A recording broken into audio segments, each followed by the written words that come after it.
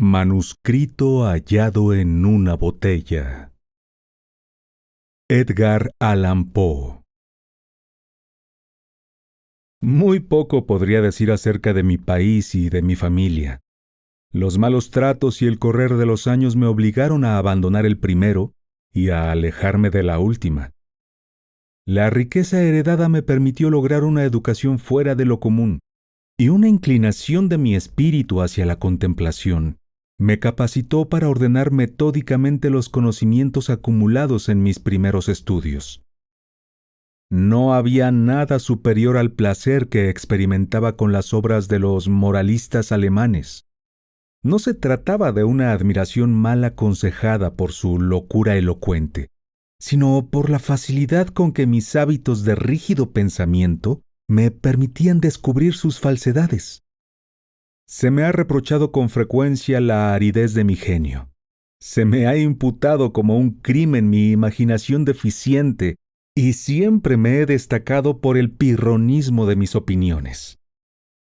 Sospecho en verdad que el gran placer que siento por la filosofía física ha marcado mi mente con un error muy común en nuestros tiempos. Me refiero a la costumbre de relacionar sucesos, incluso los menos susceptibles para eso, a los principios de dicha ciencia. Normalmente nadie estaría menos expuesto que yo a desviarse de los límites rígidos de la verdad por el ignis fatuus de la superstición. He creído oportuno sentar esas premisas para que el relato increíble que debo contar no sea considerado el desvarío de una imaginación poco refinada, sino la experiencia auténtica de una mente para la que los sueños de la fantasía han sido nulidad y letra muerta. Después de muchos años de viajar por el extranjero, me embarqué en el año 1800 en el puerto de Batavia, en la rica y poblada isla de Java, en un viaje por el archipiélago de las Islas de la Sonda. Viajé como un pasajero sin ningún incentivo que me empujara, salvo una nerviosa inquietud que me acosaba como un demonio. Era el nuestro un excelente navío de cerca de 400 toneladas, con remaches de cobre que había sido construido con teca de Malabar en Bombay. La carga consistía en algodón en rama y aceite de las islas Laquedivas. Llevaba además a bordo fibra de coco, melaza de palma, mantequilla de búfala, cocos y unas cuantas cajas de opio. La estiba había sido hecha a la diabla, y debido a ello el barco escoraba. Nos hicimos a la mar con un suave soplo de brisa, y durante varios días nos mantuvimos al largo de la costa oriental de Java, sin otro incidente que aliviara la monotonía de nuestro rumbo que el encuentro ocasional con un pequeño graf del archipiélago al que nos dirigíamos. Una tarde, inclinado en la barandilla de cubierta, observé hacia el noroeste una nube aislada de aspecto singular. Era notable tanto por su color como por ser la primera que veíamos desde nuestra salida de Batavia. La observé con atención hasta la puesta del sol, y entonces empezó a extenderse de repente hacia el este y el oeste, ciñendo el horizonte con una estrecha faja de vapor que parecía una extraña playa baja. Atrajo enseguida mi interés el aspecto rojo oscuro de la luna y la rara apariencia del mar. En este tenía efecto una rápida transformación, y el agua parecía más transparente que de costumbre. A pesar de que podía distinguirse con toda claridad el fondo, al alar la sonda comprobé que la profundidad era de 15 brazas. Ahora el aire se había vuelto intolerablemente cálido, como cargado de emanaciones de espiral semejantes a las que se desprenden del hierro calentado al rojo. Mientras anochecía, se desvaneció el menor soplo de viento, y resultaría imposible concebir una calma más absoluta. En la popa ardía una bujía, y su llama no vacilaba en absoluto, y un largo cabello, sostenido entre el índice y el pulgar, colgaba sin que pudiera observarse la menor oscilación. Sin embargo, aunque el capitán dijo que no podía apreciar ninguna señal de peligro, y como sea que estábamos derivando hacia la costa, ordenó que se arriaran las velas y se echara el ancla. No se apostó ningún vigía, y la tripulación, integrada sobre todo por malayos, se tumbó sobre la cubierta a descansar. Yo bajé a mi camarote presa de un presentimiento preñado de peligros. Todas las apariencias justificaban el temor de un simoún inminente. Hice al capitán partícipe de mis temores, pero hizo muy poco caso de mis palabras y me dio la espalda sin dignarse a responderme. Sin embargo, mi inquietud me impedía dormir, y alrededor de medianoche subí al puente. Al franquear el último peldaño de la escalera de toldilla, fui sorprendido por un fuerte ruido parecido a un zumbido, como el que produciría la rotación rápida de las aspas de un molino. Y antes de poder adivinar su significado, me di cuenta de que el barco se estremecía en su interior. Inmediatamente después una montaña de espuma se abalanzó sobre nosotros por el lado de babor, y envolviéndonos de popa a proa, barrió toda la cubierta de punta a punta. La extraordinaria furia de la ráfaga representó en gran medida la salvación del barco. Aunque sumergido por completo, como sus mástiles cayeron por la borda, se levantó al cabo de un minuto, pesadamente desde la cima. Vaciló unos segundos bajo el tremendo impacto de la tempestad y por último se enderezó. No podría decir en virtud de qué milagro escapé a la destrucción. Aturdido por el choque del agua, me encontré, al recuperar el sentido, embutido entre el codastre y el gobernalle. Con gran dificultad me puse de pie y miré en torno, mareado, y de momento pensé que estábamos en los rompientes de la costa. Tan terrible, más allá de la imaginación más desbocada, era el remolino que formaban las encrespadas olas y el océano espumoso dentro del que nos hallábamos sumidos. Al poco rato oí la voz de un viejo sueco, que se había embarcado con nosotros cuando levantamos anclas.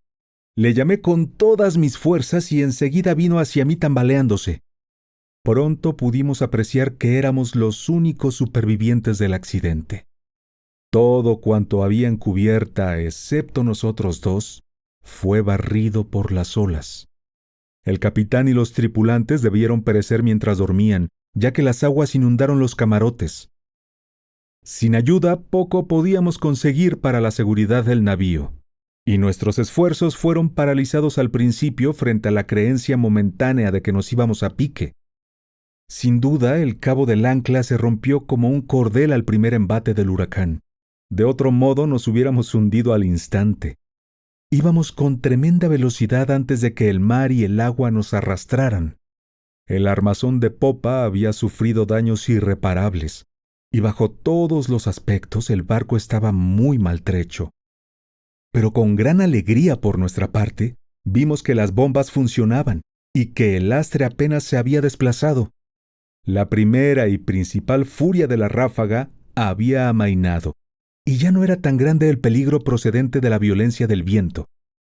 Pero nos aterrorizaba la idea de que fuera a cesar de un momento a otro, ya que temíamos que en nuestras lamentables condiciones zozobraríamos en el oleaje agitado que le seguiría. Pero este temor, perfectamente explicable, no parecía en modo alguno que fuera a justificarse. Durante 5 días completos con sus noches, durante los cuales nuestra única subsistencia consistió en una pequeña cantidad de melaza de palma que con grandes dificultades nos procuramos en el castillo de proa, el casco del buque corrió a una velocidad que desafiaba todo cálculo, empujado por rápidas y sucesivas ráfagas de viento que, a pesar de no tener la violencia inicial del simoún, eran terriblemente más fuertes que cualquier tempestad que jamás hubiera presenciado. Nuestra derrota durante los primeros 4 días fue, con variaciones sin importancia, de sud-sudeste, y con seguridad que pasamos cerca de la costa de Nueva Holanda. Al 5.º día el frío fue tremendo, a pesar de que el viento había girado un punto hacia el norte. Salió el sol de un color amarillo enfermizo y se elevó unos pocos grados en el horizonte, irradiando una luz indecisa. No había nubes a la vista, pero el viento arreciaba y soplaba con una furia irregular e insegura. Cerca de mediodía, solo aproximadamente lo podíamos calcular, nuestra atención se dirigió de nuevo a la apariencia del sol. No daba luz hablando con propiedad, sino un brillo sin reflejos, apagado y tétrico, como si todos sus rayos estuviesen polarizados. Poco antes de ponerse en el mar hinchado, su fuego central se extinguió de repente, como si un poder inexplicable lo hubiera apagado. Fue un aro pálido, como de plata, lo que quedó de él antes de sumergirse rápidamente en el mar insondable. Esperamos en vano la llegada del sexto día. Este día no llegó para mí. Y para el sueco nunca llegó. Desde aquel punto y hora quedamos envueltos en una negra oscuridad que no permitía ver a un objeto a 20 pasos del barco.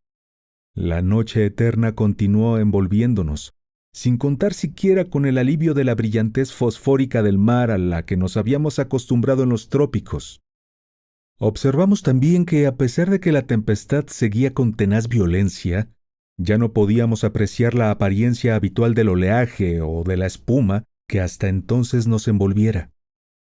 Todo a nuestro alrededor era horror, densa oscuridad y un negro y bochornoso desierto de ébano. El terror supersticioso aumentaba poco a poco en el espíritu del sueco, y mi propia alma estaba envuelta en maravillado silencio. Dejamos de cuidar el navío, peor que inútil, y nos amarramos lo mejor que pudimos en el tocón del palo de mesana, mirando con amargura la inmensidad del océano. No contábamos con medios para calcular el tiempo, ni podíamos adivinar nuestra situación.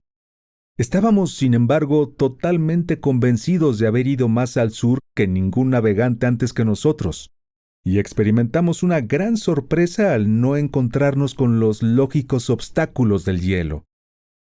Entretanto, cada segundo amenazaba con ser el último, y olas gigantes como montañas se precipitaban para destruirnos.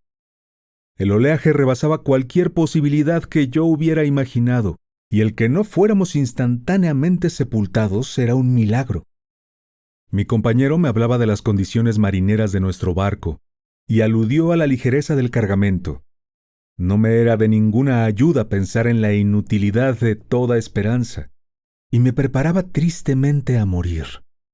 Y creía que nada iba a evitar que sucediera al cabo de una hora a lo sumo, ya que a cada nudo que el navío recorría, el oleaje de aquel mar horrendo y tenebroso se volvía más aterrador. A veces boqueábamos perdido el aliento cuando nos elevábamos más altos que un albatros.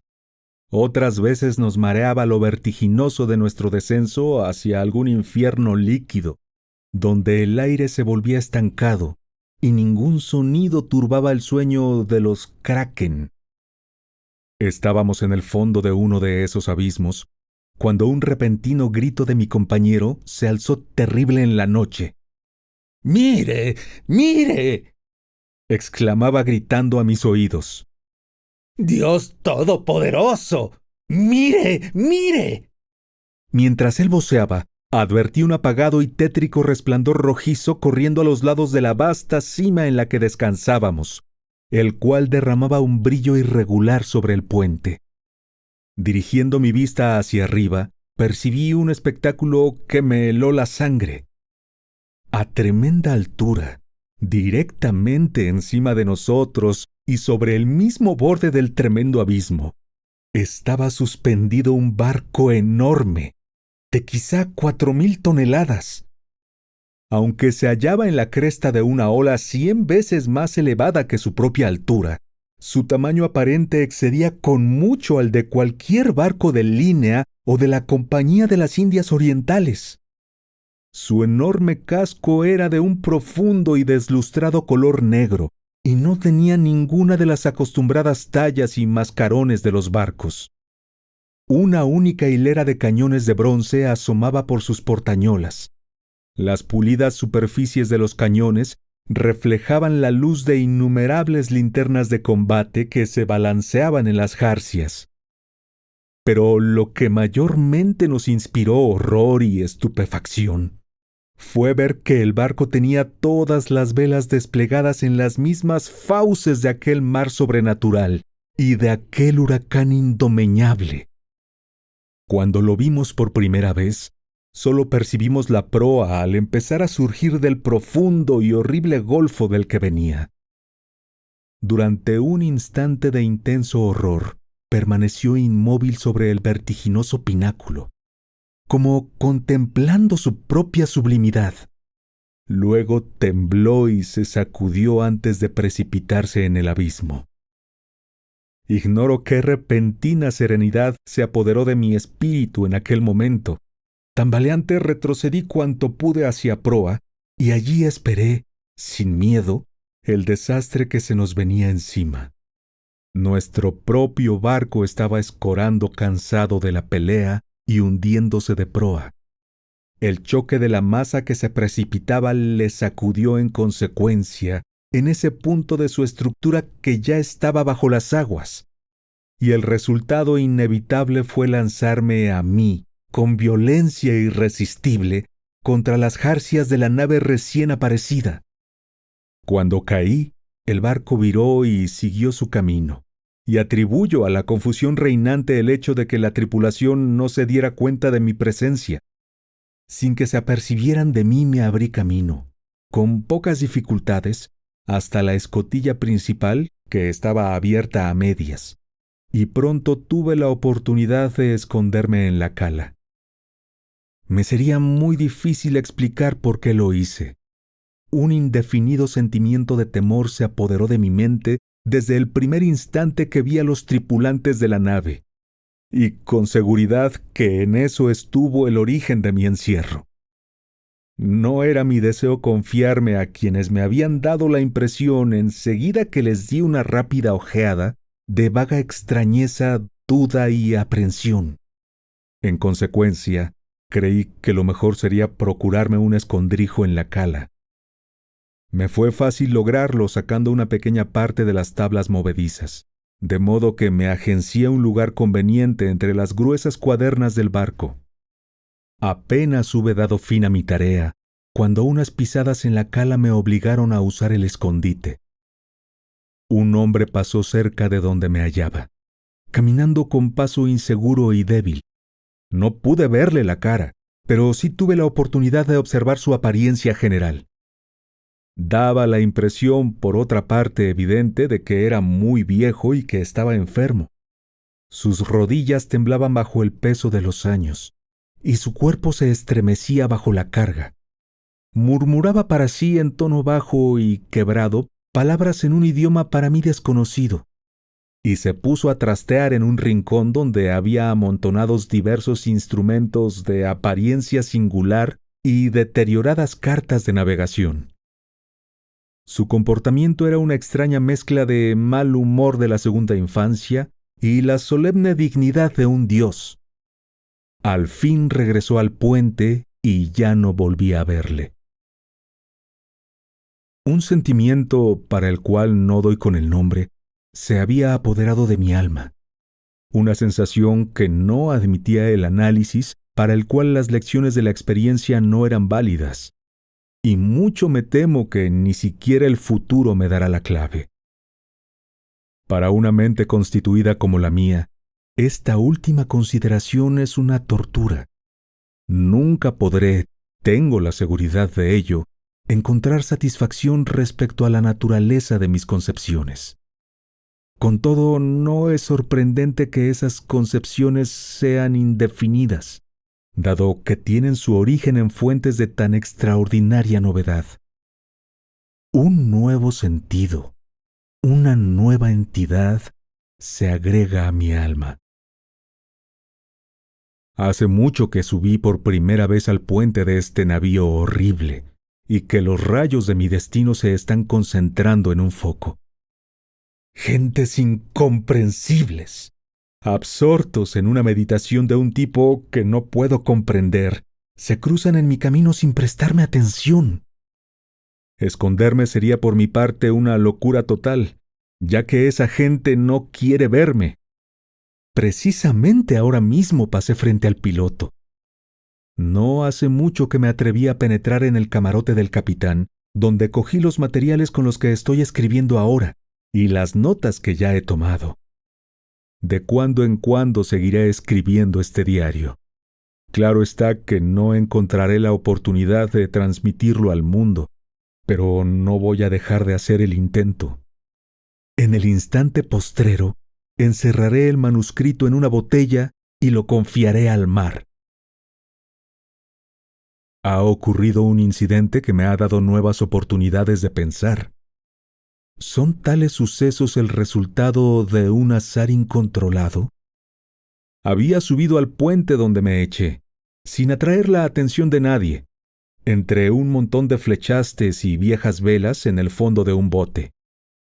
Mientras meditaba acerca de la singularidad de mi destino, empecé sin darme cuenta a pintarrajear con un pincel mojado de brea los bordes de una vela que estaba cuidadosamente plegada encima de un barril cercano. La vela ahora está desplegada en el barco, y las irreflexivas pinceladas se extienden formando la palabra descubrimiento. Últimamente he hecho varias observaciones acerca de la estructura del barco. A pesar de parecer bien armado, no creo que sea de guerra. Ni los aparejos, ni la construcción, ni su equipo concuerdan con tal suposición. Puedo darme perfecta cuenta de lo que no es, pero temo que me es imposible decir lo que es.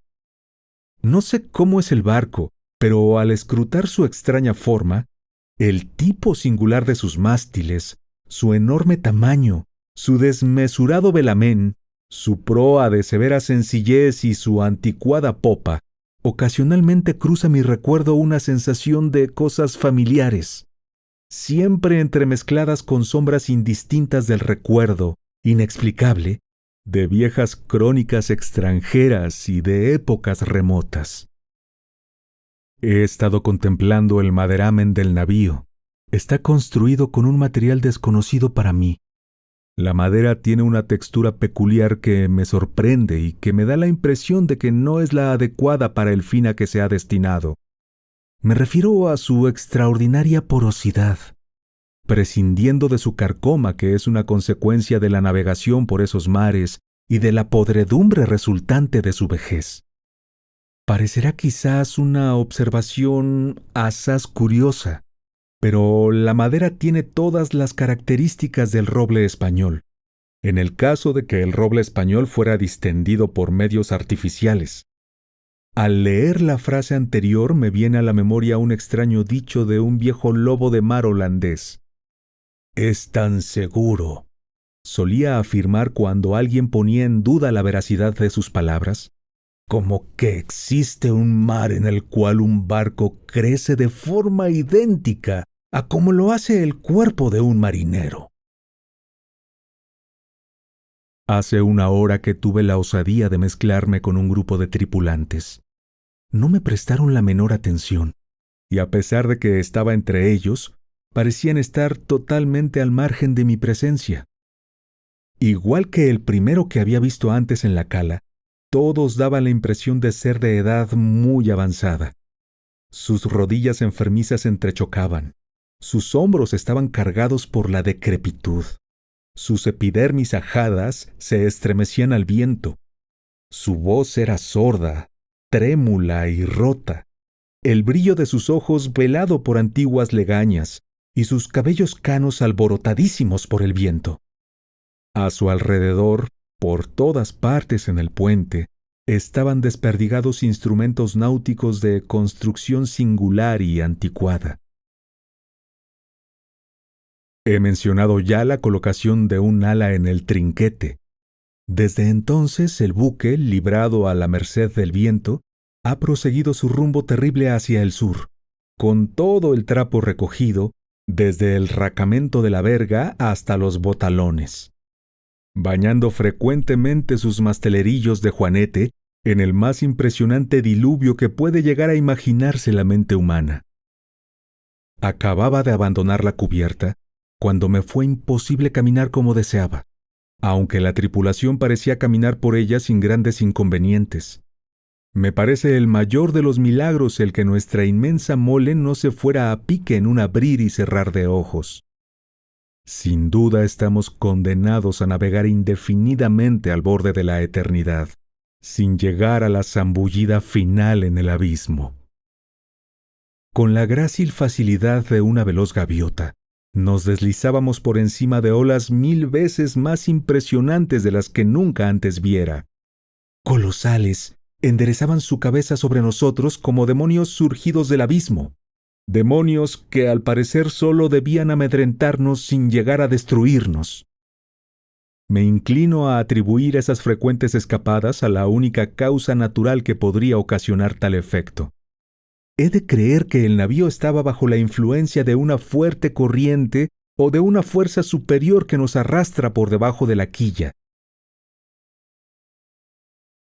He visto al capitán cara a cara en su propio camarote.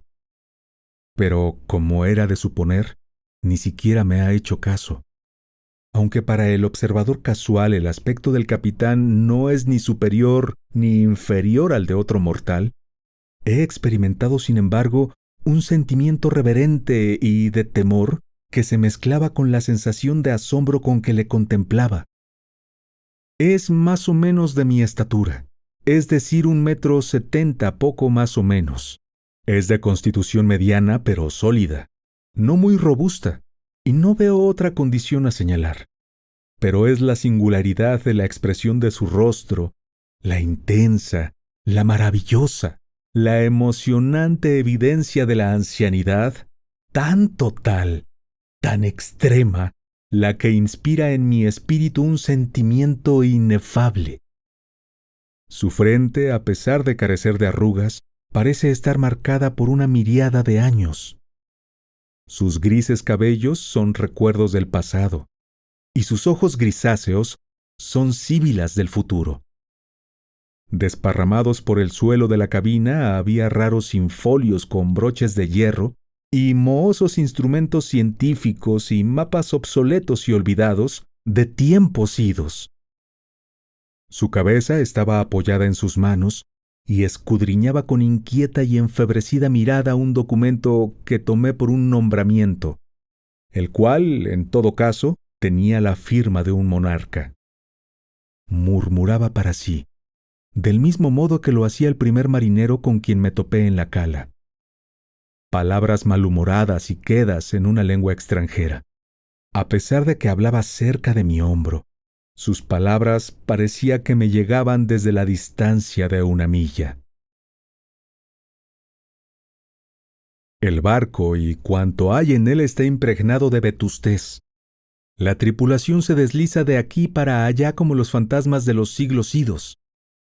Sus ojos lucen una expresión inquieta y anhelante, y cuando sus dedos tantean a través de mi camino en el raro resplandor de las farolas, experimento lo que jamás noté anteriormente, a pesar de que durante toda mi vida he comerciado con antigüedades y me he empapado de las sombras de las columnas caídas de Baalbek Tadmor y Persépolis, hasta que mi alma se ha convertido en una ruina. Cuando miro a mi alrededor me siento avergonzado de mis aprensiones de antes. Si temblaba ante las ráfagas que hasta ahora nos han acompañado, no debería horrorizarme ante esta pelea del viento y del océano, para dar una idea de la cual los términos tornado y simún son triviales y carecen de sentido. Todo en la inmediata proximidad del navío es la oscuridad de una noche eterna y un caos de agua espumosa. Pero a cosa de 1 legua a un lado y otro, se pueden percibir claramente y a intervalos fantásticas murallas de hielo, elevándose hasta los cielos desolados y que semejan las murallas del universo. Como ya suponía, resulta que el barco está dentro de una corriente. Si así puede nombrarse con propiedad un flujo que ululante y rugiente, llega del blanco hielo y atruena y se precipita hacia el sur con una velocidad parecida a la caída de una catarata. creo que sería del todo imposible hacerse una idea cabal de mi situación.